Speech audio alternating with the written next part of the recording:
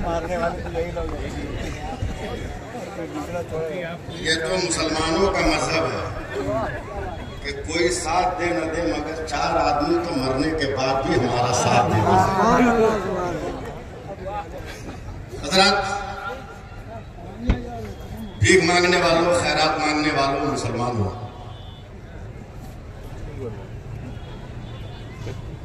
और वो भी 4 व्हीलर और 2 व्हीलर से जाकर भीख मांगने वाले, गरीब बेटियों की जमीन बेचवाने वाले, मुर्दा दिल इंसान है, और कुकुर भोज खाने वाले मुसलमान हैं।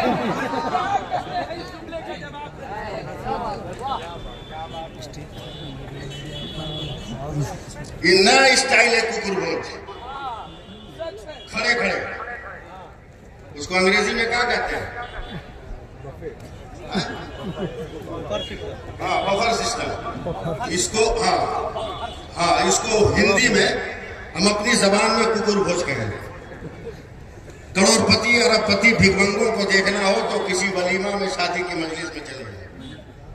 करोड़पति है मगर प्लेट लेके भीख मांगेगा, जरा एक रसगुल्ला दे दो, एक पूरी दे दो।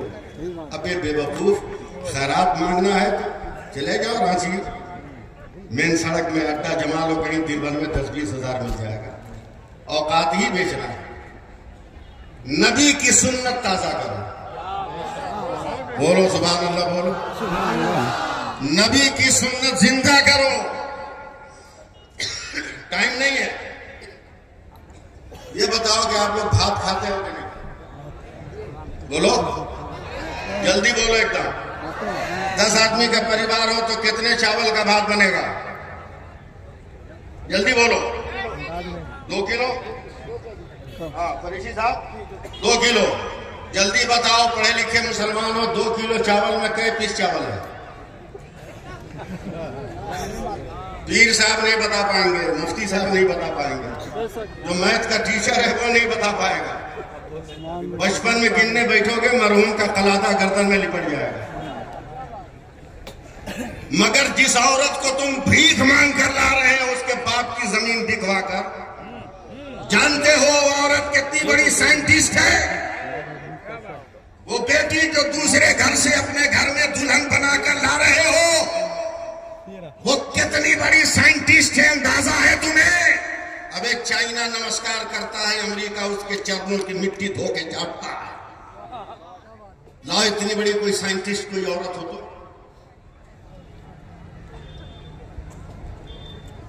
जिसको तुम जहेज मांग के ला रहे हो, वो 2 किलो चावल जिसको मुसलमान, जिसको मर्द गिन न सका, उस 2 किलो चावल को बनाने के लिए जब वो औरत बैठती है, पानी गर्म हुआ, चावल डाल दिया, थोड़ी देर के बाद जब उबाल आया उसमें, तो औरत ने चम्मच लिया, हिलाया, हिला के 1 चमचा भात उठाया, उसमें से 1 दबा कर देखा।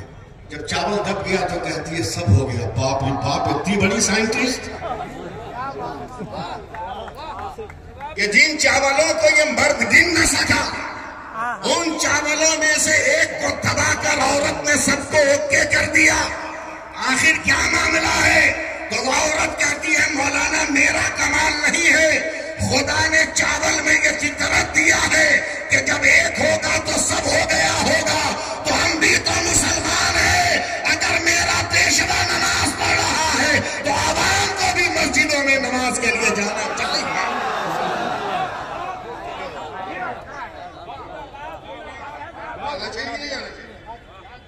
एक को पकड़ के सबको ओके कर दिया।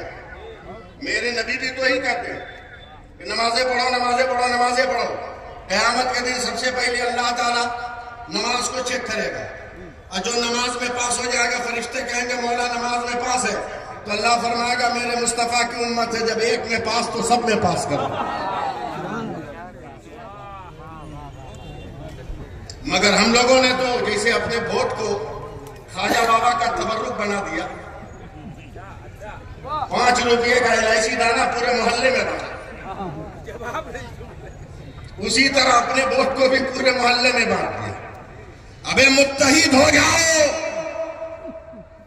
अपने घर में खटिया इधर उधर करते रहो, मगर जब कौमी निशान लेकर मैदान में निकलो तो अंसारी, पठान और जोधा दुनिया ना कहा जाए, हमें नबी का गुलाम कहा जाए, भारत का मुसलमान कहा जाए।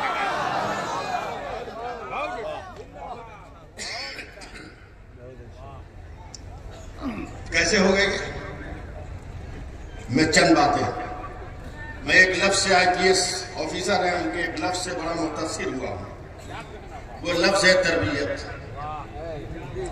मैं उनके जुमले पे अपना जुमला दे रहा हूं ताकि ईद के दिन की तरह दो मुसलमान आपस में गला मिल। एक बादशाह ने अपने दरबार में ऐलान किया, समाज सुधारने के लिए सबसे बढ़िया वसूल क्या है? एक दरबार ने कहा सर तरबियत। और कोई है जो बोलेगा? एक और दरबारी खड़ा हुआ का सर माहौल का। दोनों आदमी को 1 महीना का टाइम है, दोनों प्रैक्टिकल साबित करो कि तरबियत से समाज कैसे सुधरेगा, माहौल से समाज कैसे सुधरेगा। 1 महीने के अंदर 25वें दिन जिसने तरबियत कहा था उसने बादशाह को कहा दरबार सजाइए, मैंने तरबियत पर प्रैक्टिकल दलील ले ली। दरबार सजाया गया, कहा सबूत पेश करो। तरबियत कहने वाले ने ताली बजाई। 10 दरवाजे से 10 बिल्लियां आई, उनके मुंह में प्लेट में मोमबत्ती। बिल्लियां उछल कूद कर रही है, न प्लेट गिरी न मोमबत्ती बुझी। तमाम लोगों ने तालियां बजाई कि वाकई तरबियत इसको कहते हैं। अगर तरबियत हो जाए तो माहौल सुधर जाए। जिसने माहौल कहा था उससे बादशाह का तू दे प्रैक्टिकल सबूत। बोला हुजूर अभी तक तो हम तलाश नहीं किए हैं, मगर महीना के आखिरी दिन में हम सबूत देंगे। और ये हम लोगों का सबसे बड़ा मसला है कि जब कहीं रास्ता नहीं मिलता तब मौलाना और मजार वाला नजर आता है। लोगों ने कहा एक वली रहते हैं जंगल में, वहां जाओ। वहां गया तो वली ने कहा क्या बात है? कहा सी बात है। कहा ठीक है, 30वें दिन दरबार सजवाना बादशाह से कहा के मैं माहौल पे दलील लेके आऊंगा। दरबार सज गया, अल्लाह के वली का पता ही नहीं। आखिरी वक्तों में झोला झंकर लेकर आए। कहा बादशाह जिसने माहौल का जुमला कहा था वो मेरा चाहने वाला है, दलील मैं दूंगा। माहौल पर कहा दीजिए। कहा जिसने तरबियत पे दलील दिया उसको कहिए दोबारा दलील दिखाए। फिर उसने ताली बजाई, फिर 10 बिल्लियां आई 10 दरवाजे से, उछल कूद किया, न प्लेट गिरी न मोमबत्ती। फिर ताली बजाई। ये बिल्लियां जब जाने लगी तो अल्लाह के वली ने अपने झोले से 10-12 चूहे निकाले, छोड़ दिए। जैसे ही बिल्लियों की नजर पे चूहे पे पड़ी, प्लेट भी गिर गई, मोमबत्ती भी बुझ गई, तो उस वली ने कहा माहौल सिर्फ जो है समाज तरबियत से नहीं सुधरेगा, तरबियत के साथ साथ माहौल का भी होना जरूरी है। माहौल का भी होना जरूरी है। चलो तरबियत तो इदारे शरिया ने दे दिया,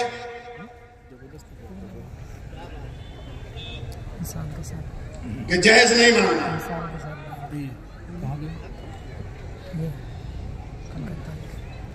तरबियत दे दी, मगर माहौल का उन चूहों को क्या करोगे जो चेक भर के नगद लेंगे? गांधी ग्राउंड से भीख मांगेंगे।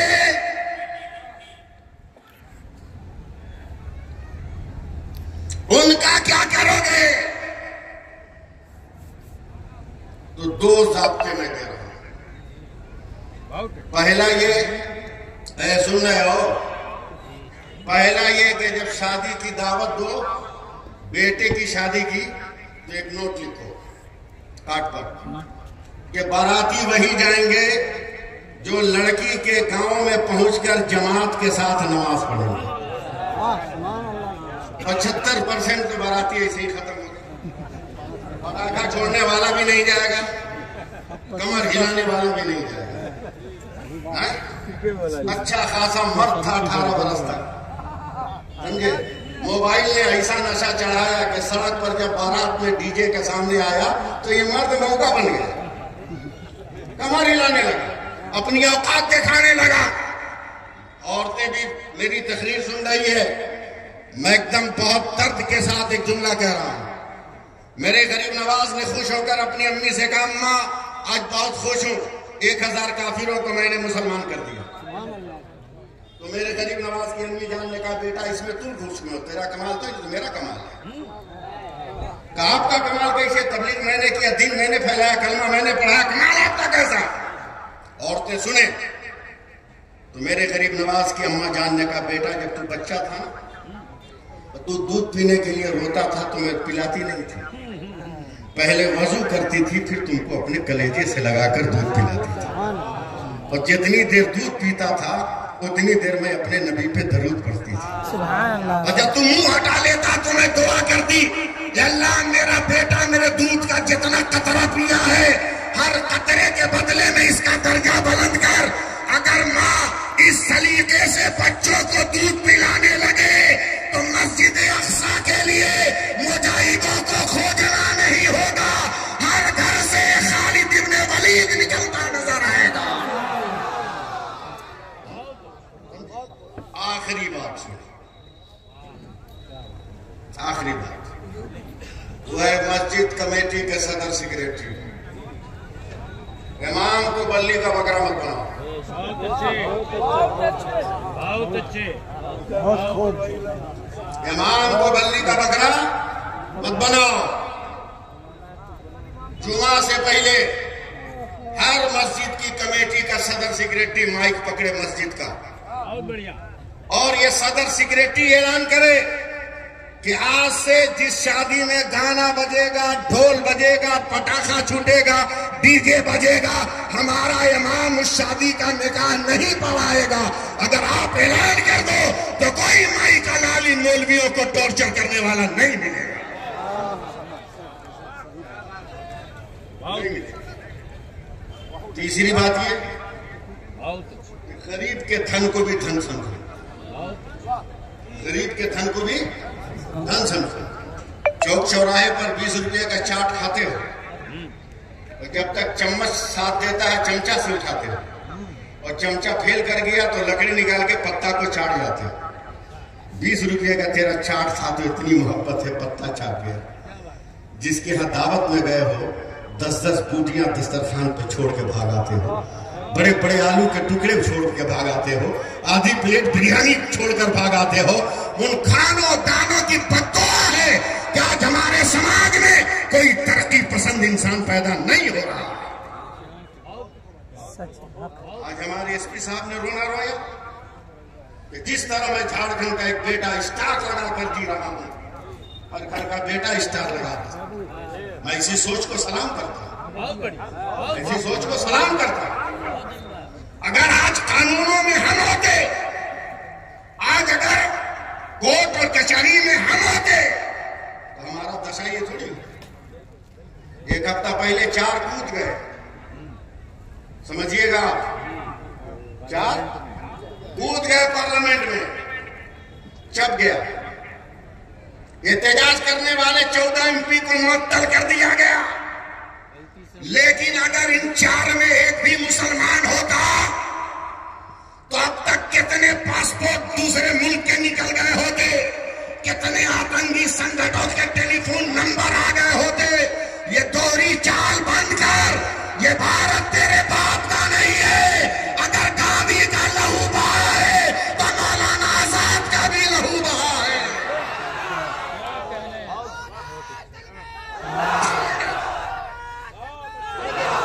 नारा लगा लेना बलियावी सभा में तक, हमारा हक है भारत पे, हमारा हक है। जब भारत आजाद हो गया तो इंटरनेशनल मीडिया ने गांधी जी से पूछा कि बधाई हो सर आपको, चंद वर्षों में इतने बड़े भारत को आपने आजाद कर लिया। तो गांधी जी ने सीना ठोक कर कहा था, चल हट, बहुत दिन हो गए, अगर करबला के 72 मिल गए होते तो एक दिन में भारत को आजाद करा दिया। क्यों कहा था गांधी जी ने ये जुमला? इसलिए कि गांधी पढ़ा लिखा मनुष्य का नाम है। IPS ऑफिसर साहब, एसपी साहब हमारे, आप भी जानते हो, सब जानते हैं। फिजिक्स पढ़ाने वाले साइंसदानों से पूछो, साइंस पढ़ाने वाले टीचरों से पूछिए आप कि भारत की पोजीशन क्या है, वेदर पोजीशन क्या है, सनलाइट पोजीशन क्या है। तो दुनिया के साइंटिस्ट कहते हैं अगर बांग्लादेश में सूरज 35 डिग्री पे तुलू होता है तो 71 डिग्री में गुरूब होता है। पाकिस्तान में अगर 30 डिग्री पे तुलू होता है तो 64-65 पे गुरूब होता है। अफगानिस्तान में 45 पे तुलू होता है तो 88 पे गुरूब होता है।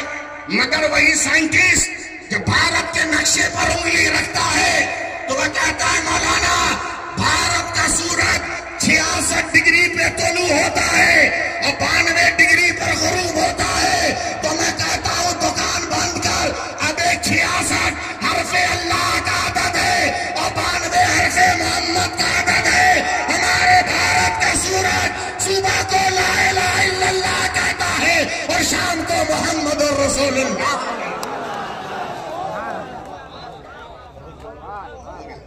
इसलिए भीख मांगने की रिवायत,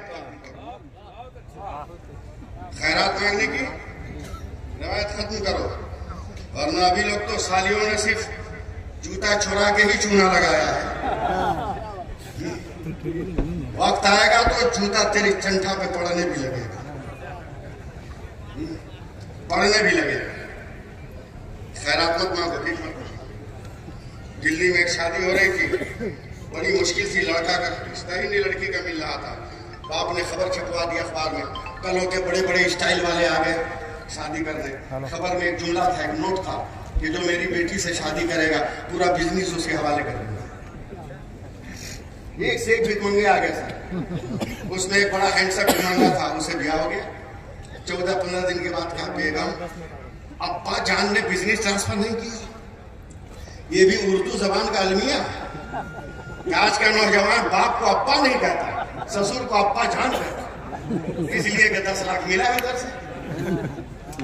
अबे 10 लाख याद रहा, मगर बाप का वो बलिदान याद न रहा कि जब कांटों पे नजर पड़ी तो उसने अपना पांव रखा और तुम्हें कांधे पर उठाकर मंजिल को पहुंचाया। मांग के देखो, वही जूता पहना जिसको सालियों ने चुराया था, वही कर्ज में डूबा हुआ सूट पहना जिसको ससुर ने न जाने कितने रो रो कर उसको सिलवाया था।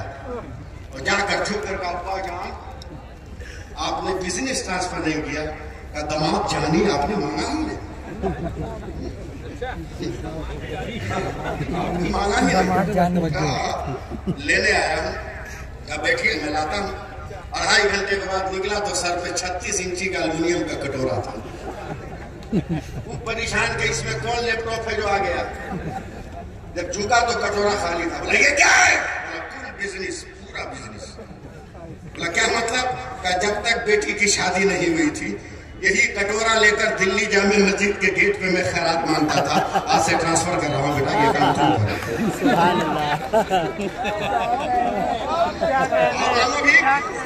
वाह वाह वाह वाह। और भीख मांगो और साथ में आ जाओगे। आप करोड़ और धक्का वालो, हम किसी गरीब बेटी के बाप से नहीं मांगेंगे। अगर मांगना होगा तो फातिमा के बाप से मांग लेंगे, जो हमारी दुनिया भी बना देगा, हमारा उकबा भी बना देगा। मैं इदारे शरिया की तहरीक के एक एक लफ्ज नहीं, एक एक सोच से जुड़ा हुआ, समझे, एक एक पल जुड़ा हुआ। वरना आप जानते हो कि तारीखें कितनी कीमती हैं। इंशाअल्लाह फिर मैं आऊंगा, फिर खिताब होगा। बस ये अहद करके यहां से उठो। मैं अपने बुजुर्गों की दुआ चाहूंगा, ये अहद करके उठो कि जिक्र नबी साहबे लौलाक करेंगे। इतना धीरे तो मैं अपने अब्बा को शेर नहीं सुनाता था। जोर से बोलो सुभान अल्लाह, और जोर से बोलो। जिक्र नबी साहबे लौलाक करेंगे जिस दिन